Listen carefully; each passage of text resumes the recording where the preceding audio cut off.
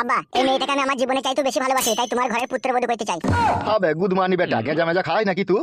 মুখ সামনে কথা বল বাবা, আগে গাঁদা খেতাম এখন ছেড়ে দিয়েছি। গাঁদা খাও আমি আমার এই ডার্লিং এর লেগে ছেড়ে দিয়েছি। কে ডার্লিং? তোমার বৌমা মানে আমার বউ ডার্লিং। তো এখন কি কইতেছিস এখানে? কি আবার করবো, এই মেয়েটাকে বিয়ে করে আমার ঘরে রাখবো, রাত 9টা 10টার পরে খামচা খামচি করবো। মার খাবি লাইবে? কেন আব্বা, মেয়েটা তো ভালো, তো আমি বিয়ে করলে কি অসুবিধা? হবে তা কোন বংশের মেয়ে কোন জাতের মেয়ে তার একটা পরিচয় পত্র দিতে হবে না, লাইবে বিয়ে করবো বলেই করবো হয়ে যাবে। পরিচয় পত্র নিয়ে গাড়ি ভরবা আব্বা, ওর একটা 3 কোণা বাকুড়ি আছে, ওই বাকুড়িতে আমি চাই দেবো, এটাই আমি জানি। পরিচয় পত্র আমার দরকার নেই।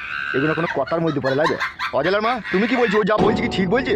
অজয় মা আবার কি বলবে, বিয়ে করবো তো আমি বললেই হবে। আমি এই বিয়েতে রাজি নাই। সে তুমি না থাকতে পারো, তোমার ব্যাপার, আমার জানানোর প্রয়োজন ছিল তাই জানিয়ে দিলাম। এবার আমি ওকে এক কোটি নারকেল সালিমার তেল কিনে পালিশ করবো রাতে। কি রে পরের মেয়েকে পালিশ করবে, কোনো বিয়ে শাদী না করে শালা জেল হয়ে যাবে তোর। কে জেল দেবে, মারা যে পালিশ করতে দেবে সেই তো রাজি আছে। হ্যাঁ বাবা আমি রাজি আছি, ওকে সব কিছু দিবার লেগে।